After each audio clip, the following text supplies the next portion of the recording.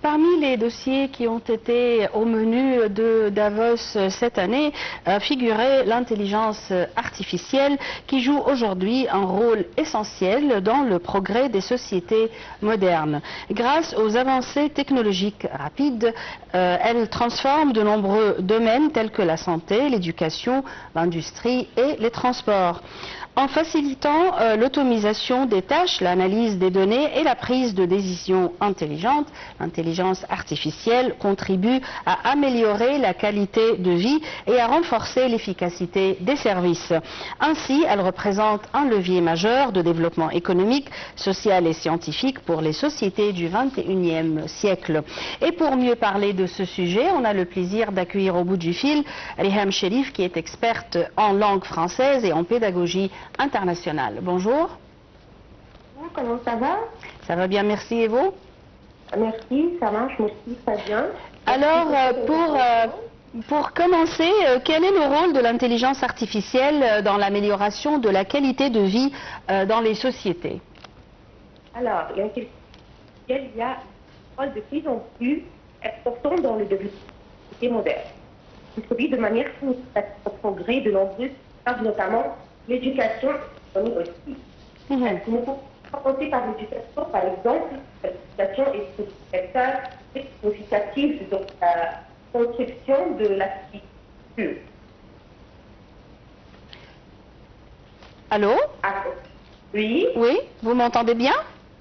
Oui, j'entends très bien, merci. Et comment l'intelligence artificielle peut-elle contribuer à résoudre les problèmes sociaux et économiques? Alors, à propos de l'économique, l'intelligence artificielle favorise l'innovation, augmente la productivité et améliore la prise de décision. C'est utilisé dans les entreprises pour analyser les données, optimiser la gestion, prévoir les tendances du marché et bien sûr, si on peut réduire les coûts. L'IA contribue également à la création de nouveaux métiers et au développement du secteur technologique avancé. Bien sûr, il fait un progrès très concret dans le secteur de l'économie. Et pour l'éducation, comment l'intelligence artificielle peut-elle améliorer l'éducation et la formation? Il y a beaucoup de progrès pour les enseignants et les étudiants. Bien sûr, dans le personnalisé apprentissage, selon les niveaux et les besoins de chacun. On peut aussi dire qu'il y a aide des enseignants à suivre les performances des étudiants, identifier leurs difficultés, il peut donner élèves son besoin. Il est par exemple faible dans les maths, faible dans tous les matières. Il peut aider tous les apprenants à prendre ce qu'ils ont besoin. Bien sûr, on peut en plus propose des méthodes plus efficaces, plus significatives.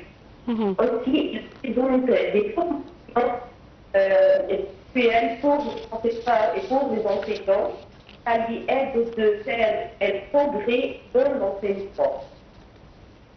Les assistants virtuels, assistants en ligne, qui l'accès au savoir et la qualité de cet moment, beaucoup plus que la paravent. Et si on parle du rôle de l'intelligence artificielle dans le renforcement de la sécurité et de la sûreté dans les sociétés? Bien sûr, il joue un rôle dans tous les domaines de vie. Il n'y a pas un domaine maintenant qu'on ne peut pas utiliser l'IA. Par exemple, on peut dire notamment la sécurité. C'est une détection de fraude, cybersécurité, reconnaissance faciale et protection des données. Si on parle à l'esprit, maintenant il y a aide à l'automatisation des processus. Maintenant, ce processus, amélioration de la qualité et de la productivité. Il joue un rôle impeccable dans le progrès dans tous les domaines de vie. Maintenant, on retire l'IA dans notre vie. Il y a entre dans chaque maison, dans chaque industrie, dans chaque établissement, dans chaque institution, dans tous les domaines de vie. Et quelles sont les opportunités offertes par l'intelligence artificielle pour l'économie et le développement durable?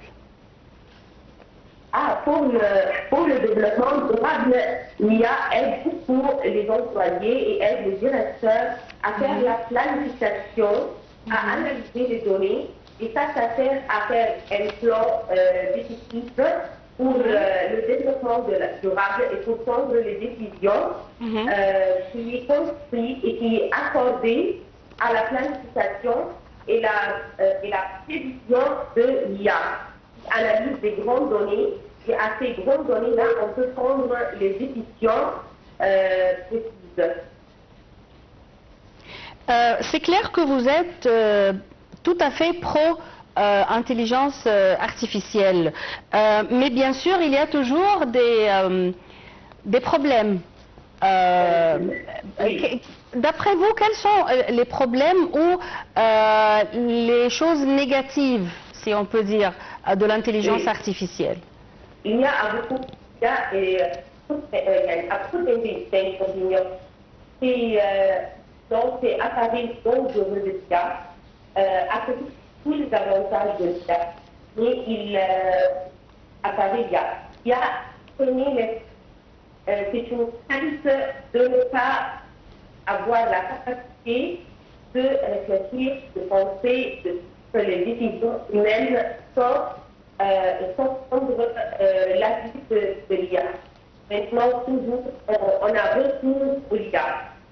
Si par exemple n'importe quel problème se met en face devant l'être humain, devant l'employé, devant le médecin, la santé, dans n'importe quel secteur qu'on a cité, toujours on a recours au l'IA, on demande à l'IA, on utilise cet outil assistant dans tous les domaines. Ça freine la capacité de l'être humain, freine leur capacité à réfléchir, à penser, à prendre des décisions tout seul. C'est très bien dangereux. On peut, surtout pour les jeunes et les élèves à l'école ou à l'université. Oui. Maintenant, l'étudiant ne peut pas faire son devoir tout seul. Toujours, il a recours à l'IA, à la technologie, à l'Internet.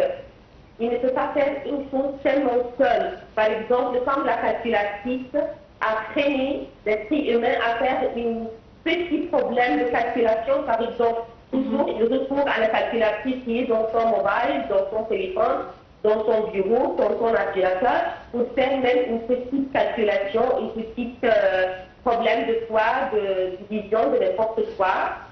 Toujours, il a recours de l'IA ou de la technologie ou de l'Internet pour faire une recherche. Il ne peut pas maintenant ouvrir les livres comme auparavant, par les bibliothèques, par les papiers, par faire une recherche à l'écrit. Toujours, il recourt à les sites d'Internet, à les autres outils ou les autres plateformes de l'IA pour avoir une recherche. Et notamment, il y a des élèves ou des employés, des docteurs, des médecins, on peut dire des apprenants des facultés qui ont recours de ces plateformes qu'on a citées pour faire une recherche.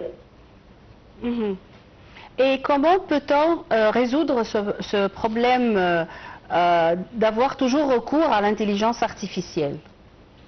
Alors, on doit avoir un framework, on peut dire un cadre. Donc, on ne peut pas dépasser, on doit avoir ce recours-là dans les problèmes qui sont vraiment majeurs, pas dans les mineurs. Par exemple, si je dois par exemple faire une traduction, je dois le faire par mon parle, par mon esprit. Je dois encore une fois auparavant dans le livre, je dois lire, je dois rechercher par moi-même, je dois faire déployer des efforts et pas toujours dépendre sur l'IA ou sur les plateformes virtuelles. On doit avoir un cadre, une loi, un droit qu'on ne peut pas dépasser. Merci Riham Cherif, vous êtes experte en langue française et en pédagogie internationale pour vos éclaircissements. Et on continue avec notre programme. On va parler maintenant du musée de la Nubie. Le musée de la Nubie est l'un des musées les plus importants du sud de l'Égypte. Il est situé dans la ville d'Aswan. Ce musée a pour objectif de préserver et de présenter l'histoire, la culture et le patrimoine de la Nubie.